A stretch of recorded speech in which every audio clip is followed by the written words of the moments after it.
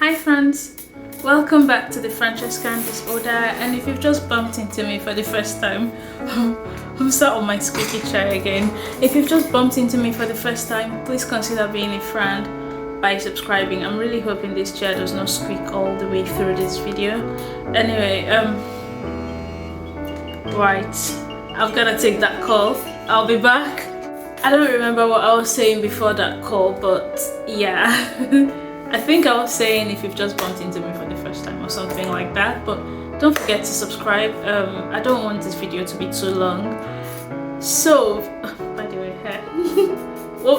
what does this hair, what vibes does this hair give you? Let me know in the comments. I don't want to dwell on it for longer than 2 seconds. In today's video, I'm going to talk about, how you proceed and have a good year after you've had, say, a bad start to the year. I haven't had a bad start to the year. However, I've had a very unstructured start to the year, and I'm not even a structured person. I'm not a creature of structure or habits, or I don't know. I'm not even a structured person myself. Yet I've had the most unstructured start of the year that I think like, what is happening, what is the rest of my year going to be like, which is why this conversation is necessary for me, because I always feel like if I'm feeling like that, there's surely at least one other person in this whole wide world that feels like that or that has that. So yeah, it's way far gone into, I'm going to cross my legs. It's far gone into January. Oh, by the way, I'm all dressed like this only because I've just got back from work. Yeah. Oh my gosh. Can people just leave me alone? So I'm gonna put my phone on silent now so that I don't get interrupted in this video again.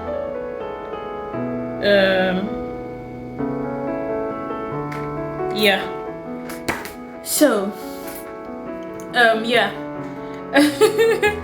I've just got back from work, hence why I also have a tired face.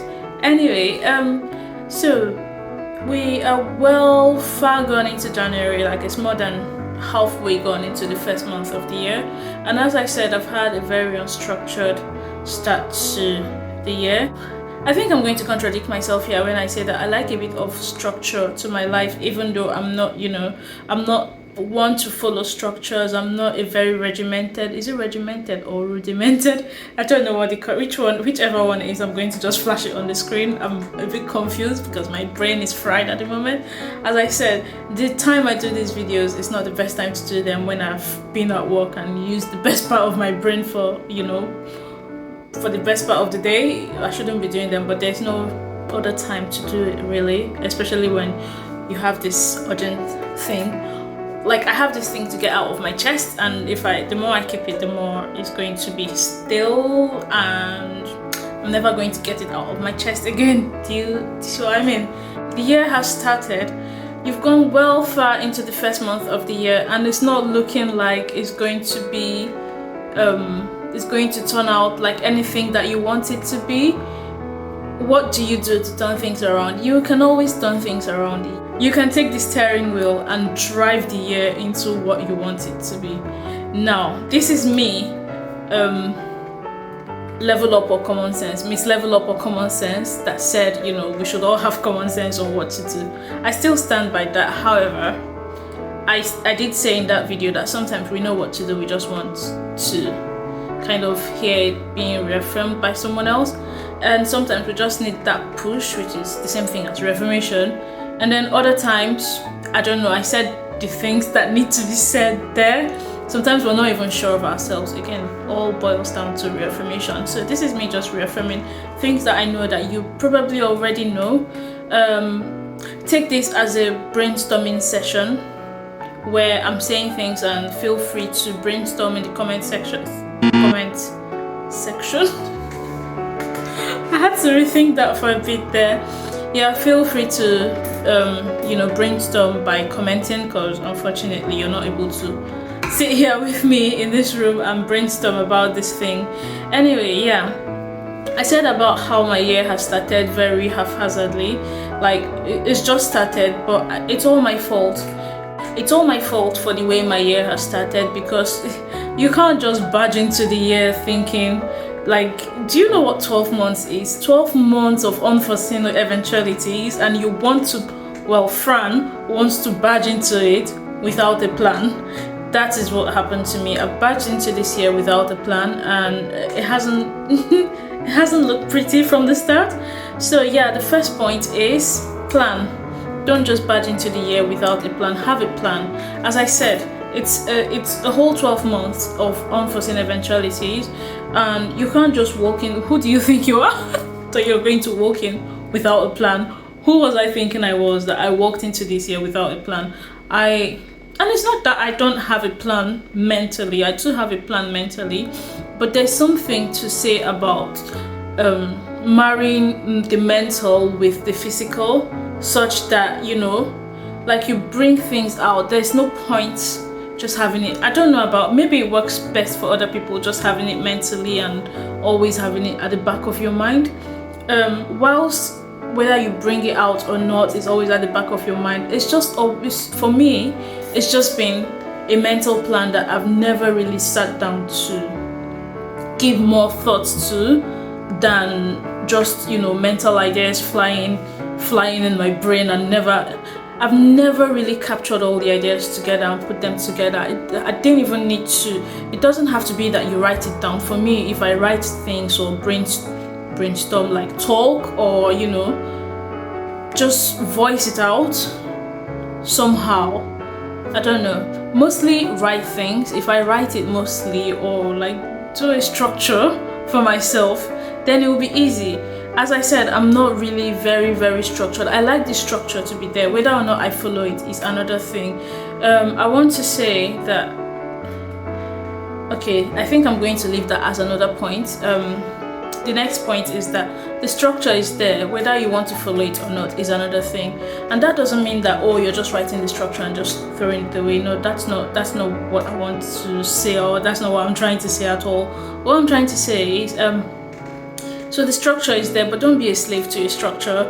You made the structure. You can always change it. You can always restructure it. You're the surgeon here. You can always do reconstructive surgery on these plans that you've made.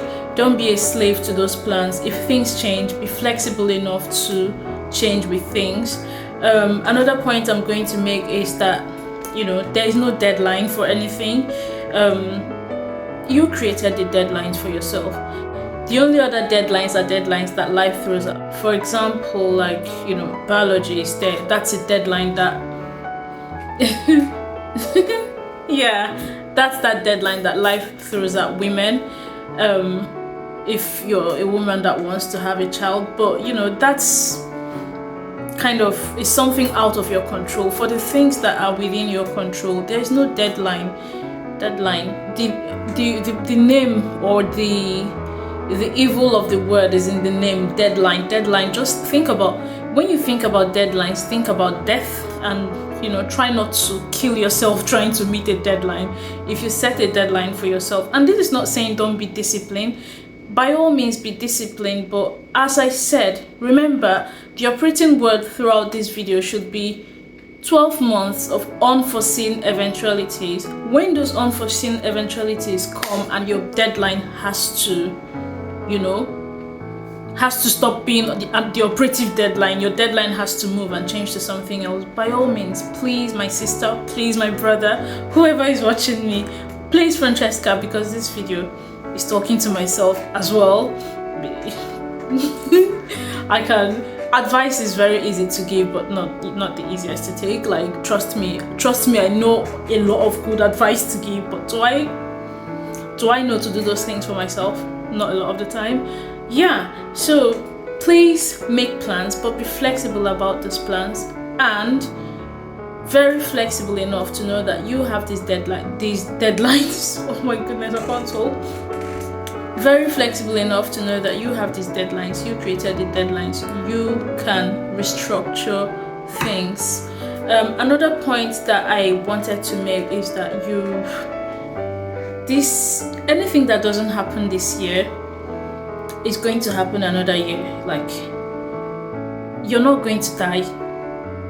Yes, you might die, you might go out and get knocked by a car, but the point is, you're not actively trying to die. You hope that you have enough time, you hope that, eventualities don't eventually hit you. Things like an illness terminal illness, yeah, that's what it's called. Things like terminal illnesses, things like, other things that can take our lives. Yeah, those things are there, but they're always in the background. We're not living our lives thinking, oh my gosh, I'm going to go out tomorrow and go and die. No. So if it doesn't happen this year, give it time. It probably isn't supposed to happen this year. It might make sense for it to happen a different time. You might not even be prepared for it to happen this year, which is why it's not happened 100% of the time. A lot of the time, if you're not prepared for something, it's not going to happen. That's a lie. If you're not prepared for something, it will happen, or it may happen. But if it catches you unprepared, then you're not going to enjoy it anyway. I have had times in my life when things have happened, good things, not bad things, good things have happened to me that I knew that they were coming, but I failed to prepare for them, and so I had to turn this way because for a moment I was facing that side as if I was talking to somebody on that side. But yeah, I knew that they were coming and failed to prepare for them. And so when they do come, although they are good things, you're unable to revel in them. Is that the correct English? I should bring a dictionary. Yeah, you're unable to revel in these things that you were unprepared for. So that is going to lead to another point that says prepare. The next point is just always stay prepared. That's how you have a good year. If you're always prepared, both for good and for bad. As I said, the operating word here is unforeseen eventualities. If you're always prepared for unforeseen eventualities, then you can carry on with your things that you're carry on with your plans, carry on with your life, and those unforeseen eventualities come. You know that you were prepared for that. But how do you prepare for unforeseen eventualities? That is a big question. So what I would say is preparing for unforeseen eventualities. I'm not preparing to die tomorrow. I'm not preparing to, say for example, lose my husband tomorrow. Knock on wood, it doesn't happen. Yeah, I'm not preparing for any of that to happen. And again, take this with a pinch of salt, because how prepared can you be for the hefty things that life has to throw at you? But yeah, this is assuming that life is not, we all hope and we all wish that life is not very harsh to all of us. So this is assuming that it's one of those years where there's ups and there's downs, but life has to go like that really. So there will be ups, there will be downs, but let's just assume that this is one of those years where it doesn't plunge down to the lowest of the lows, which there's no handbook for that. So you're not going to hear in this video how to deal with the lowest of the lows. Even if there's a handbook, I'm not the person to give you those I'm not the person to give you those, not skills. I'm not the person to give you those points. I don't know. I'm not the person to prepare you for the lowest of the lows. I'm just one random person on the internet talking. Anyway, yeah. So let's just assume that it's a pretty normal year when you have your ups and your downs in life. How do you prepare for the unforeseen eventualities then? The way you prepare for it is by making your plan. So this is my plan. Staying flexible so that if anything else happens, I'm okay to change my plan. So this is my plan, but I'm flexible and I can move deadlines about. I can restructure my plan. I can do things. So that's how you prepare for it.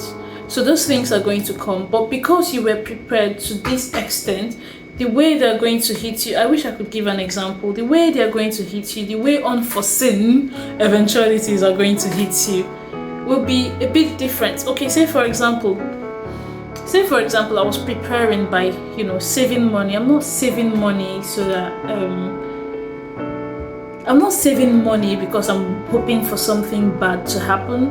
I'm not saving money so that, you know, my car will, you know, give up on me just someday. But it just happens that I wasn't expecting it, and my car does give up on me. Unforeseen eventualities have happened, and then the car has given up on me. If I hadn't prepared by saving money, tell me how I'll be able to bring myself back from that by either taking the car to the repairer, or, you know, buying a new car if need be. That's what I mean by stay prepared for both the good and the bad. Now, stay prepared for the good in that, you know, if I got awarded, if I won money today and I had no plans of how I wanted to use that money, I wasn't prepared. Say I've never thought of how, oh, if I have this much money, this is what I'll do, this is what I'll do. I'll end up blowing the money on nonsense. This is me. This one is true. This one is true to Fran. I'll end up blowing the money on nonsense and not knowing what I had, you know, what I've even actually achieved with that money. And why? Because I wasn't prepared. So there are many more points, but I don't think I need to say anything else.